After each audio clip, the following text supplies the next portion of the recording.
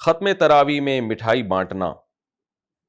مساجد میں ختم تراویح کے دن بریانی کھلانا یا شیرینی بانٹنا کیسا ہے؟ عابد محمود، انتہائی قسم کی بچکانہ حرکت ہے، اس سے اوائڈ کرنا چاہیے، اجتناب کرنا چاہیے۔ عورت کا اعتکاف میں ٹھنڈک کے لیے نہانا، کیا ٹھنڈک کے لیے نہانے سے اعتکاف ٹوٹ جاتا ہے؟ اگر ہاں تو کیا اس اعتکاف کی قضا کے لیے روزہ رکھنا ضروری ہوگا؟ بنت شمشاد، انڈیا سے۔ جی ہاں جی، صرف ٹھنڈک کے لیے اگر کوئی اعتکاف میں جا کے نہاتا ہے تو مسجد سے باہر نکلنا پڑے گا اس کو، تو ایسی صورت میں اعتکاف ٹوٹ جائے گا۔ اور اگر ٹوٹ جائے تو جو آخری عشرے کا اعتکاف ہے پھر ٹوٹا ہے تو اس کی قضا بھی پھر واجب ہوتی ہے، تو قضا کے لیے صرف ایک دن کی قضا کافی ہے، یعنی غروب آفتاب سے پہلے قضا کی نیت کر لیں اور روزے کے ساتھ پھر اگلے دن روزے کے ساتھ اگلے دن جب غروب آفتاب ہوگا تو وہ ایک دن کی قضا مکمل ہو جائے گی۔ تو جس دن اعتکاف ٹوٹا تھا بس اسی دن کی قضا لازم ہے۔ سونا بینک میں رہن ہو تو زکوٰۃ کا حکم۔ میرا سونا بینک میں 6 مہینے سے رہن پر ہے، اس پر زکوٰۃ دینی ہوگی یا نہیں؟ جی ہاں دینی ہوگی زکوٰۃ۔ اگر غلطی سے پہلے بائیں طرف سلام پھیر لے تو سجدہ سہو کرنا ہوگا؟ اگر ہاں تو کیا طریقہ ہوگا؟ عبد الرحمن صاحب کراچی سے۔ دیکھیں، سلام میں جب آپ سلام پھیرتے ہیں تو دائیں اور بائیں طرف گردن گھمانا یہ سنت عمل ہے، واجب نہیں ہے۔ سلام کا لفظ زبان سے نکالنا یہ واجب ہے۔ تو اگر کسی نے بائیں طرف سلام پھیر دیا پہلے تو بھی نماز سے وہ خارج ہو گیا، جان کر کیا ہے تو خلاف سنت کیا، برا کیا، اور غلطی سے کیا ہے تو انشاءاللہ کچھ بھی نہیں ہے اس میں، لیکن سجدہ سہو بہرحال واجب نہیں ہوتا۔ اگر کوئی غیر مقلد امام ہو تو کیا چوتھی رکعت والا قاعدہ کیے بغیر 5 رکعت پڑھا دے تو صرف کیا سجدہ سہو سے نماز ہو جائے گی؟ نیز کیا حنفی مقتدی کی بھی نماز ہو جائے گی؟ نور محمد مکہ مکرمہ سے۔ دیکھیں، امام نے اگر چوتھی رکعت کا قاعدہ نہیں کیا تو اس نے فرض چھوڑ دیا، اور فرض چھوڑنے سے سجدہ سہو سے نماز نہیں ہوتی، لہذا ایسی صورت میں اگر امام نے سجدہ سہو کیا ہے تو پھر نماز نہیں ہوگی۔ امام نماز لوٹائے نہ لوٹائے وہ اس کی مرضی ہے، وہ اس کی رائے کیا ہے، کس فقہ کو فالو کرتا ہے، یہ اس کا ہیڈک ہے، لیکن آپ اپنی نماز لوٹا لیں، کیونکہ دلیل کے لحاظ سے یہی بات زیادہ قوی ہے کہ چوتھی رکعت کا قاعدہ وہ چونکہ فرض ہے، وہ فرض چھوڑنے سے، جیسے کوئی رکوع چھوڑ دے یا سجدہ چھوڑ دے تو تھوڑی سجدہ سہو سے نماز ادا ہوتی ہے، ایسے ہی آخری قاعدہ بھی فرض ہے، تو اس لیے اس میں سجدہ سہو سے نماز نہیں ہوگی۔ کیا فرض نماز کے بعد امام کا ہاتھ اٹھا کر اجتماعی دعا کرنا اور مقتدیوں کا آمین کہنا درست ہے؟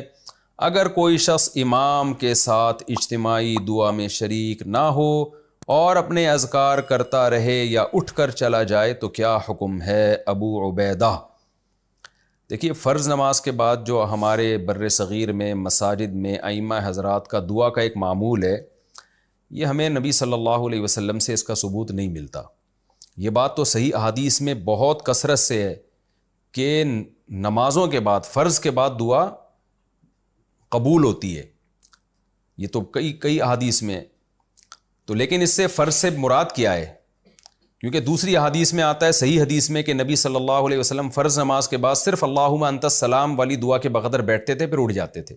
تو علماء نے تطبیق یوں دی ہے کہ فرض نماز کے بعد صرف اللہم انت السلام پڑھا جائے، پھر سنتوں کے بعد دعا مانگی جائے، اور وہ دعا بھی کیا ہے؟ وہ وظائف ہیں، کیونکہ ایک حدیث کی تشریح دوسری حدیث سے ہوتی ہے۔ حدیث میں آتا ہے نمازوں کے بعد دعائیں قبول ہوتی ہیں، لیکن وہ دعائیں خود نبی نے کیسے مانگی ہیں، صحابہ نے کیسے مانگی ہیں؟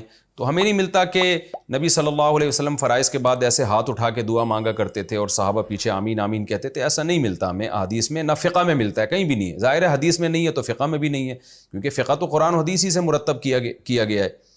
تو اس لیے ہمیں جو دعائیں ملتی ہیں وہ وظائف ہیں، یعنی نبی نے آیت الکرسی پڑھی، اللہم لا مانع لما اعطیت ولا معطی لما منعت ولا ينفع ذا الجد منک الجد، مخصوص الفاظ کی دعائیں ہیں جو ہاتھ اٹھائے بغیر ہیں۔ تو اس لیے فرض نماز کے بعد صرف اللہم انت السلام پڑھنا چاہیے، پھر سنتیں پڑھیں، پھر یہ مخصوص وظائف پڑھیں۔ اور اگر کسی نے فرض نماز کے بعد ہی سارے وظائف پڑھ لیے تو بھی گنجائش ہے اس کی، بعض علماء اس کے بھی قائل ہیں۔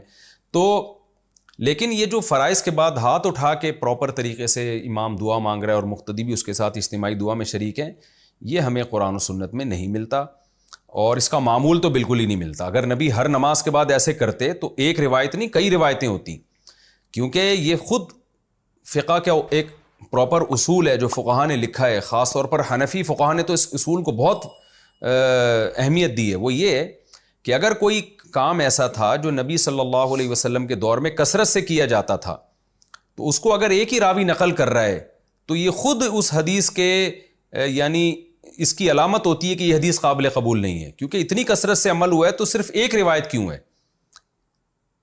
تو ظاہر ہے پھر یا تو وہ یہ سمجھا جائے گا کہ نبی نے کبھی کبھار یہ کام کیا، اگر ایک روایت ملے گی تو یوں سمجھا جائے گا کبھی کبھار کیا، اس سے آپ معمول نہیں نکال سکتے کہ معمول تھا نبی صلی اللہ علیہ وسلم کا۔ تو کیونکہ بار بار ایک عمل ہو رہا ہے تو صرف ایک صحابی کیوں روایت کر رہے ہیں، تو صحابی سے تو غلطی نہیں ہو سکتی ہے، ممکن ہے صحابی سے جو آگے جس نے روایت کی ان سے غلطی ہوئی ہو۔ تو اس لیے ہمیں نہیں ملتا کہ نبی صلی اللہ علیہ وسلم فرائض کے بعد اس طرح ہاتھ اٹھا کے دعا مانگتے تھے۔ پھر فقہ کی کتابیں بھی اس سے خاموش ہیں، فقہ حنبلی دیکھ لیں، فقہ مالکیہ دیکھ لیں، فقہ شافعی دیکھ لیں، فقہ حنفی دیکھ لیں، ان کی جو معتبر عربی کتابیں، اردو کی بات نہیں کر رہا، جو صدیوں سے معتبر عربی کتابیں چلی آ رہی ہیں اس میں بھی کوئی ایک حرف بھی نہیں ملتا۔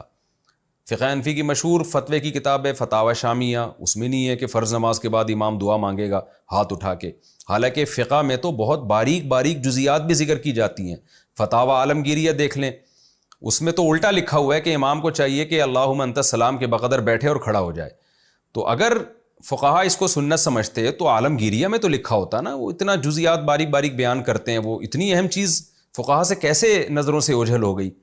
تو اس سے پتہ چلتا ہے کہ یہ بر صغیر میں ایک چیز ہے جو بعد میں شروع ہوئی ہے، اس کا ہمیں شروع کی کتابوں میں کوئی ثبوت نہیں ملتا ہے، نہ فقہ شافعی کی آپ جو مستند کتابیں فقہ کی ان میں بھی نہیں ملتا، نہ حنابلہ کی کتابوں میں تذکرہ ملتا ہے، نہ مالکیہ کی جو معتبر کتابیں ان میں بھی تذکرہ نہیں ملتا۔